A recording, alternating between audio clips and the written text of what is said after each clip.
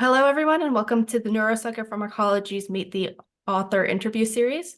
I'm Haley Thorpe, the incoming editorial intern at NBPA. And I'm Dr. Brianna Chen, NBPA's Special Projects Manager.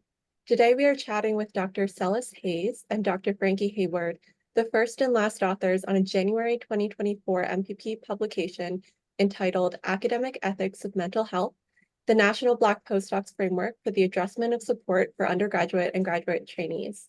Their article introduces the emergency support program launched by the National Black Postdoctoral Association, which aims to support the mental health of minority research trainees. This article is part of NBPA's early career commentary collection, which invites trainees and early-stage investigators to share their scientific ideas and perspectives. We invite everybody listening today to check out the early career commentary collection, as well as the article featured in this interview, which are both linked in the video description below. And we also encourage listeners to reach out on Twitter at NBPA Journal with any questions they may have. So jumping right into the interview, I'd first like to introduce our two guests for today, Dr. Hayes and Dr. Heyward. Dr. Cellas Hayes is a postdoctoral researcher and Propel Scholar at Stanford University in the Department of Epidemiology and Population Health. His research focuses on studying the brain's aging process and neurodegenerative diseases using rich longitudinal data sets. And Dr. Frankie Heyward is an assistant professor in internal medicine at UT Southwestern Medical Center, the founding chair of the Harvard Medical School Black Postdoctoral Association, and active and founding chair of the National Black Postdoctoral Association.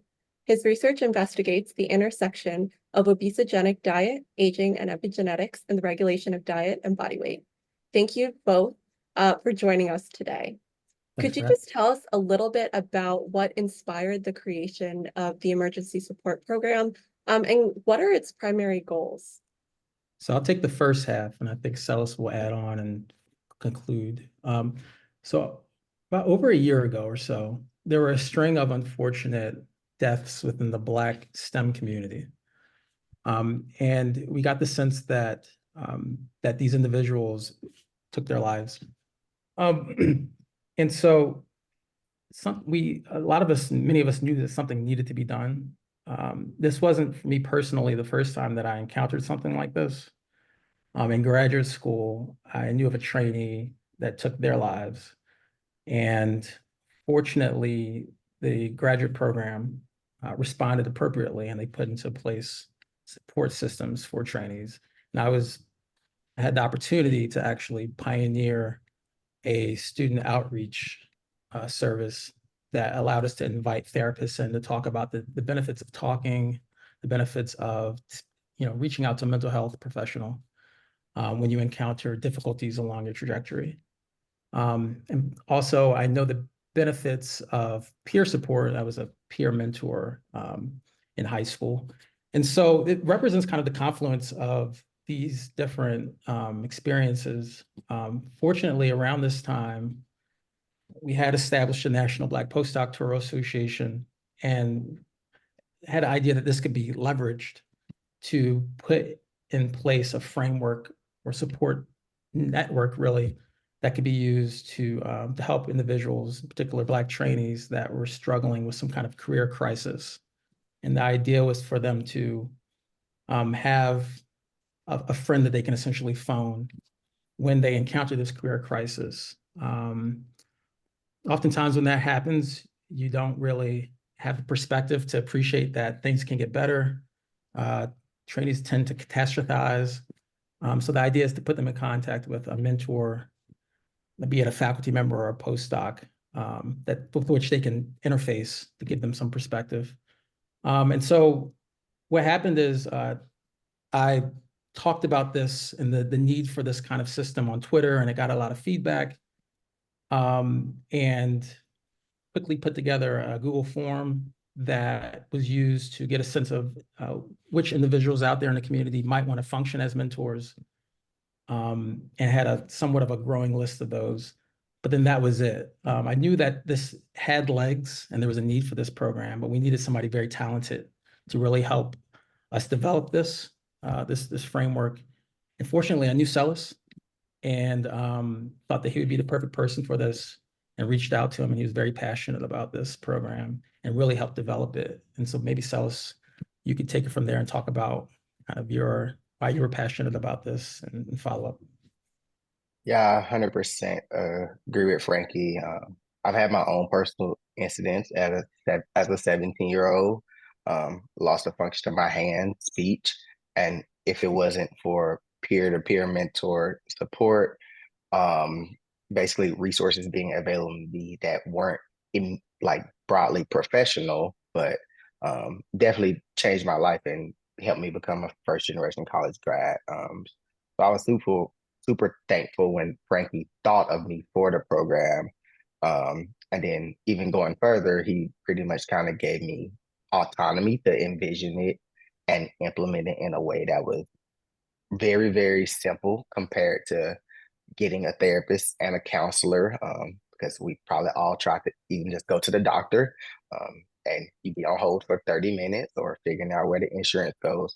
But something that's immediate, and even before we get to the, I guess, extreme cases of suicide or moderate severe depression, moderate severe anxiety, we have all the minority trainees that are lost within the gap that are dealing with all these stressors, and they don't have a support group at their institution of a faculty or even peers that look like them.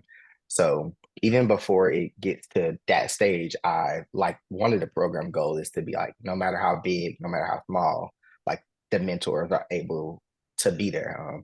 For example, we've had people reach out, and they just have those exact issues, and they're like, I want to drop out of my program because I don't know if I can deal with this long term, versus other people do have more severe issues, or problems, ongoing problems that could result in them taking their life. So it's not a one size fits all, but we're trying to make it a lot of problems with a lot of people able to basically provide support to trainees at all career stages. And even though the paper says undergrad and graduate, we've also had postdocs that reach out and want advice from senior postdoc or early career faculty members. So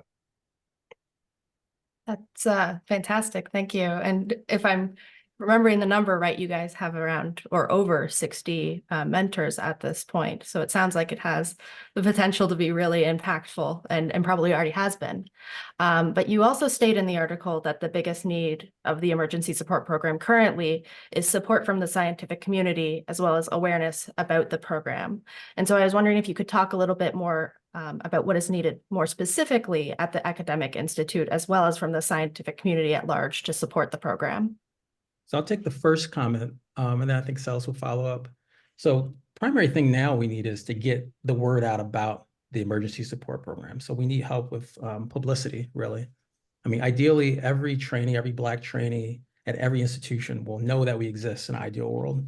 So we're in the process now of this publicity campaign where we reached out to institutions, we informed them about this service, the SP, and give them our flyer. And on the flyer, and Cellas will talk more about this, but it's basically a way for them to communicate this service to the trainees and also for mentors to know that we exist so they can get on board as well. So I'll stop there, and Cellas, perhaps you could talk in more detail about what's needed. yeah, 100%. I think like any type of program initiative, for example, creating an organization like the National Black Postdoc Association. When someone does that, it kind of becomes their baby, their envision.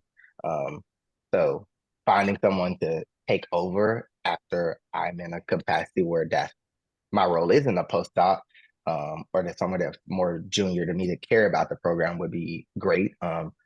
Getting more volunteers that are like willing to like spearhead events, finding different types of Black counselors, neuropsychologists, which comes into the funding and the exposure from the larger scientific community, of just getting the word out and it being a consistent word of like, not as that one departmental email that went out when something happens and it goes viral, but like it being a continuous conversation, like Frankie said, of like like included within a graduate student manual for resources at different institutions. Um, and that's an easy way to go about it. If our links are there, ways to contact us in a manual each year on a rolling basis, you get new graduate students, if they're minorities, they have access to that resource. They know it exists. So it kind of becomes like self-publicity after a certain while, but we have to get to that point. So like Frankie said, trying to connect with institutions, trying to connect to all the societies and all the Black and organizations, just continually exposing, sending the flyer saying it's available, it's available, it's available. And there's one other key point, and Cellas really helped build this out. So the funding component. Funding is really key because with these funds, we can use them to hire mental health professionals to come and talk to the mentors. We can get counselors to come and actually train our mentors to be even better equipped to deal with these red flag situations. So what do you do when you have a trainee come and they very straightforwardly mention that they've thought about taking their lives, et cetera, or doing self-harm? How do you respond appropriately? So in fact, Cellas put together a Black mental health manual and an entire curriculum that we'd like to even further build out to better equip our mentors to handle these extreme situations. And so just funding to help us pay for and give honorariums to these mental health professionals that come speak to us would be really key. And then also one other key component, again, which is Cellas's brainchild, is to have additional funds that can be used to defray the cost of seeking or seeing a mental health professional. Certain trainees might be at institutions where the institution does not, pay for that service, so they actually have to come out of pocket to pay for it. Well, if that's the case, and if we identify a trainee that doesn't have the means to seek help, perhaps we can give them some funds so that they can get the help and talk to the person that they need, who's a mental health professional. I think that's the part that I really, really emphasize as far as the funding, just because in the past when I was in graduate school, going to therapy, my copay was like $75 for one visit for an hour. So if I wanted to go every single month, I could not, or every single week, I couldn't afford that. Whereas now, transition to a resource enriched environment like Stanford, my in-network copay for the therapist I have chosen is $5, but that's beyond rare. So if we can put together these resources and the mentor help the mentee find a therapist, you can actually get an invoice of like a certain amount of visits, and they're able to submit that through our portal and create it, and we can basically provide an honorarium to give them a certain number of visits to start their mental health journey and see how that goes and move forward. That is so incredibly important. And I'm really, really impressed with not only just the breadth of what you've accomplished, but also the depth and the thought that you put into it. For those individuals who are really interested in getting help from or volunteering to support the emergency support program, what is the best way for those people to get in contact? Let me just say something really briefly. We need mentors. So we have a growing roster of mentors, but we really would like to bolster that even further. And the mentors don't have to be individuals that self-identify as Black. We're welcome to anyone who's willing to support and has time to volunteer. And so with that, Cellas, perhaps you can answer. Yeah, 100%. Like, it's not huge time commitment. We don't ask for meetings every month or anything. It's when directly as far as about the program, when someone on the flyer or through the manuscript, because we have the QR codes in the manuscript too, when they request support, it basically routes through the emails and goes directly to my phone, and I'm able to match them within 24 hours. And I just email a couple of the mentors that align with the career stage and like, are you still available? Because their life circumstances may have changed and they aren't. And every single time I get like 3-4 responses, like I'm available, send them my way immediately. So yeah, reaching out, definitely anyone can sign up to be a volunteer or a mentor for the program to become on the list server. If you want to get more involved, you could email me at CAHAYES3@stanford.edu. Contact me on Twitter. The National Black Postdoc Association has an amazing resource website, which we've put all of this information on there. So you can become a mentor, you can read the mental health manual. We have some facts about mental health on there. You could contact us. We have 2 emails for the National Black Postdoc Association. One is members@nationalblackpostdoc.com. And then the second one is my personal email, which is F Heyward, that's Heyward at nationalblackpostdoc.com. And then, of course, we have our, our mentor enrollment forms that you would click a link and you can go to that form. So, and if you want to reach out to me regarding research matters, my name is Frankie, Frankie. And then there's a dot after that, and then Heyward, Heyward at utsouthwestern.edu. And I use my personal email for most of my correspondences. So whether that's the National Black Postdoc Association Emergency Support Program for my research, or I'm the co-president of the Stanford Black Postdocs Association. My email is CAHAYES3@stanford.edu. And my Twitter, you can DM me at C3LLAS. Oh, Twitter. My Twitter is Frankie D. Heyward, at Frankie D. Heyward. I almost forgot Twitter. Well, thank you both again so much for your time. Please see the video description for direct links to the article discussed today and NPP's early career commentary collection. And feel free to reach out on Twitter at NPP Journal if you have any questions.